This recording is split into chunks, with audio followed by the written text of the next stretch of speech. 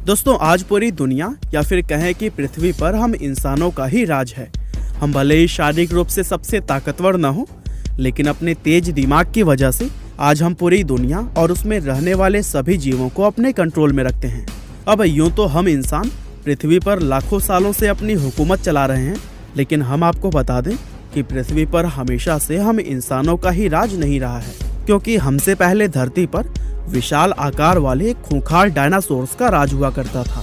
और आज की हमारी इस वीडियो में भी हम आपको यही बताने वाले हैं कि पृथ्वी से डायनासोर्स का अंत और हम इंसानों के अस्तित्व में आने की शुरुआत आखिर कहां से हुई। तो चलिए अब बिना देर किए इस इंटरेस्टिंग वीडियो को शुरू करते हैं।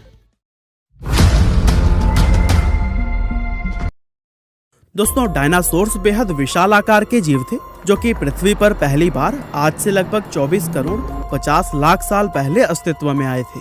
ये खूंखार जानवर धरती पर रेंगने वाले जीवों के असल वंशज थे और आपको जानकर काफी हैरानी होगी कि इन्होंने पृथ्वी पर लगभग 18 करोड़ सालों तक राज किया था। उस समय पृथ्वी पर कोई भी जीव या प्राणी ऐसा नहीं था जो कि इनके सामने टिक पाता। लेकिन फिर एक दिन पृथ्वी पर एक ऐसी अनहोनी हुई जिसने धरती से इन दैत्याकार जीवों का नामो निशान तक मिटा दिया। और उस घटना को ठीक तरह से समझने के लिए लगभग 6 करोड़ 60 लाख साल पीछे छलांग लगानी होगी, क्योंकि यही वो समय था जब आसमान डायनासोर्स के ऊपर उनका विनाश बनकर बरसा था। दोस्तों, आज से 6 करोड़ 60 लाख साल पहले धरती का मौसम काफी सुहावना था। हर तरफ हरियाली और बड़े बड़े पेड़ पौधे ही नजर आते थे और पेड़ पौधों से भरे उन जंगलों में विशाल डायनासोर्स का बसेरा होता था। पृथ्वी की तरफ बेहद तेज रफ्तार से बढ़ रहे एक खतरे से पूरी तरह अनजान ये सभी जीव आराम से अपना जीवन जी रहे थे। दरअसल 15 किलोमीटर के व्यास वाला एक विशाल एस्टेरॉयड अंतरिक्ष में पृथ्वी की तरफ 22,000 मील प्रति घंटे की रफ्तार से बढ़ रहा था। हमारी पृथ्वी के प्राकृतिक उपग्रह चंद्रमा के बेहद नजदीक से गुजरते हुए यह एस्टेरॉयड धरती की ग्रेविटेशनल फील्ड में प्रवेश कर गया और फिर ग्रेविटेशनल फील्ड में घुसते ही इसकी रफ्तार लगभग दोगुनी हो गई, जिससे कि ये बेहद तेज रफ्तार से आगे बढ़ते हुए पृथ्वी के वायुमंडल में भी घुस गया और फिर वायुमंडल में घुसते हुए फ्रिक्शन की वजह से ये पत्थर एक विशाल आग के गोले में बदल गया। और बताया जाता है कि इस गोले की चमक इतनी तेज थी कि इसको 800 किलोमीटर दूर से देखने पर ही सभी जानवर सिर्फ एक पल में ही अंधे हो गए थे। इसके बाद से अगले ही पल में एस्टेरॉयड धरती से जा टकराया, जिसमें कि एक बेहद भयंकर विस्फोट हुआ। और ये टक्कर इतनी जबरदस्त थी कि इसकी वजह से पृथ्वी की लाखों मैट्रिक टन धातु उसी समय उछलकर अंतरिक्ष में पहुंच गई थी। साथ ही इस टकराव वाली जगह पर 180 किलोमीटर चौड़ा और लगभग 20 किलोमीटर गहरा गड्ढा बन गया था।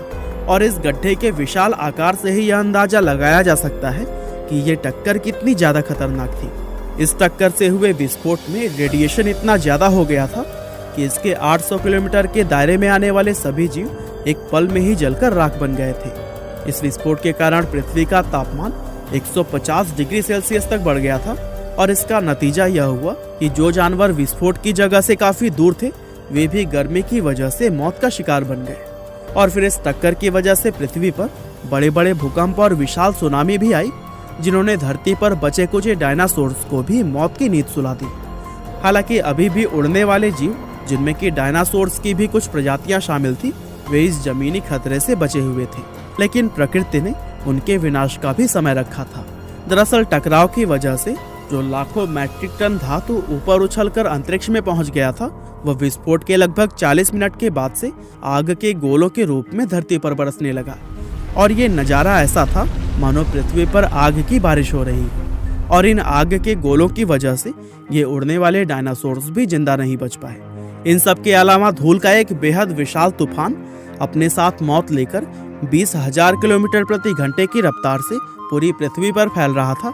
और धूल के ये बादल कई किलोमीटर तक मोटे थे, जिसकी वजह से सूरज की रोशनी का पृथ्वी पर पहुंचना भी नामुमकिन हो गया था। और फिर इन धूल के बादलों के कारण कई सालों तक सूरज की रोशनी पृथ्वी पर पहुंच ही नहीं पाई। और फिर इसका नतीजा यह हुआ कि धरती से पेड़ पौधे लगभग पूरी तरह से समाप्त हो गए। इस महाविनाशकारी घटना में पृथ्वी पर मौजूद जीवों की लगभग 75% से भी ज्यादा आबादी पूरी तरह से समाप्त हो गई थी। और जो गिने चुने जीव इस महाप्रलय में जिंदा बचे, उनमें चूहे के जैसे दिखने वाले ये मैमल यानी कि स्तनधारी जानवर शामिल थे। वैसे सही मायनों में अगर देखा जाए तो यही मैमल हम इंसानों के असली पूर्वज हैं, क्योंकि आगे चलकर इन्हीं मैमल्स से ही विकसित होकर हम इंसान बनने वाले थे। इन मैमल्स ने प्रलय के कारण हुई गर्मी से खुद को बचाने के लिए जमीन के नीचे रहना और अपना पेट भरने के लिए हर एक चीज को खाना शुरू कर दिया था। और फिर इस तरह से धरती से डायनासोर्स का अंत होने के साथ ही हम इंसानों के अस्तित्व में आने की शुरुआत हो गई। पृथ्वी पर समय बीतता गया और ये मैमल समय के साथ में अपने आप को विकसित करते रहे। इस महाप्रलय के कुछ लाख साल के बाद धरती से डायनासोर्स के नाम और निशान तक मिट चुके थे और यह अब एक बिल्कुल नई दुनिया थी जिसमें कि नए जीवों के विकसित होने की प्रक्रिया चल रही थी। अब ये मैमल विकसित होकर आकार में पहले से काफी बड़े हो चुके थे, लेकिन अभी भी ये इंसानों के जैसे बिल्कुल भी नहीं दिखते थे। आज से करीब 4 करोड़ 70 लाख साल पहले धरती का वातावरण आज की तरह सामान्य हो चुका था। उस समय पृथ्वी का तापमान 24 डिग्री सेल्सियस था और लगभग सभी महाद्वीप खिसकते हुए अपनी अपनी जगह ले चुके थे।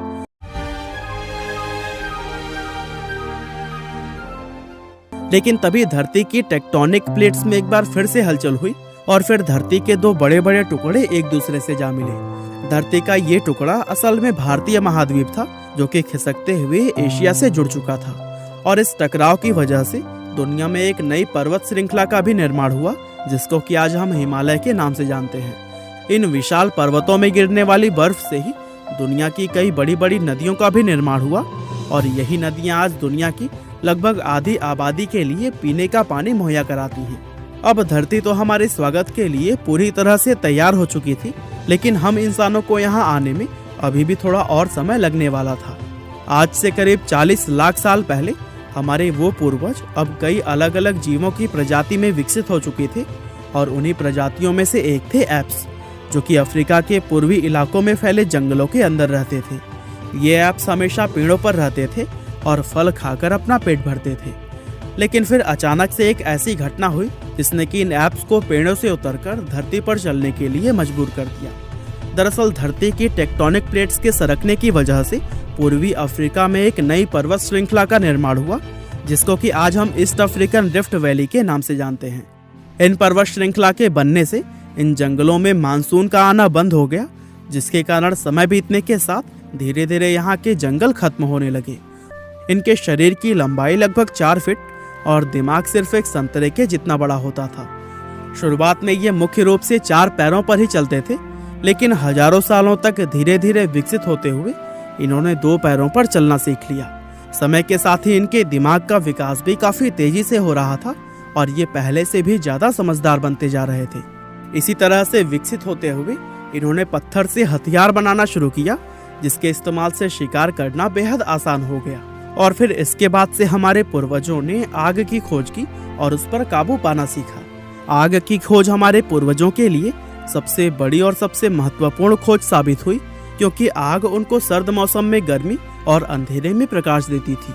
इसके अलावा उन्होंने अब मांस को कच्चा खाने की बजाय आग पर भूनकर खाना शुरू कर दिया था और इसका फायदा यह हुआ कि उनके लिए अब मांस को चबाना और पचाना पहले की तुलना में काफी आसान हो गया। और पहले उनकी जो ऊर्जा मांस को चबाने और पचाने में खर्च होती थी, अब वो उनके दिमाग के विकास में खर्च होने लगी। और फिर इसका नतीजा यह हुआ कि उनके दिमाग के बढ़ने और विकसित होने की रफ्तार और भी ज्यादा तेज हो गई थी। और फिर इसी तरह से तेजी से विकसित होते हुए धरती पर हम मानवों की होमो इरेक्टस प्रजाति अस्तित्व में आई। और दोस्तों, होमो इरेक्टस ही वो पहले मानव थे जिन्होंने अपनी सुरक्षा के लिए परिवार के साथ और समूह बनाकर रहना शुरू किया था। साथ ही इन्होंने अपनी बात दूसरे मानवों तक पहुंचाने के लिए अलग अलग तरह की आवाजें निकालनी भी शुरू कर दी थी। और फिर इसी तरह से धीरे धीरे आगे चलकर हमारे उन पूर्वजों ने भाषा का निर्माण किया।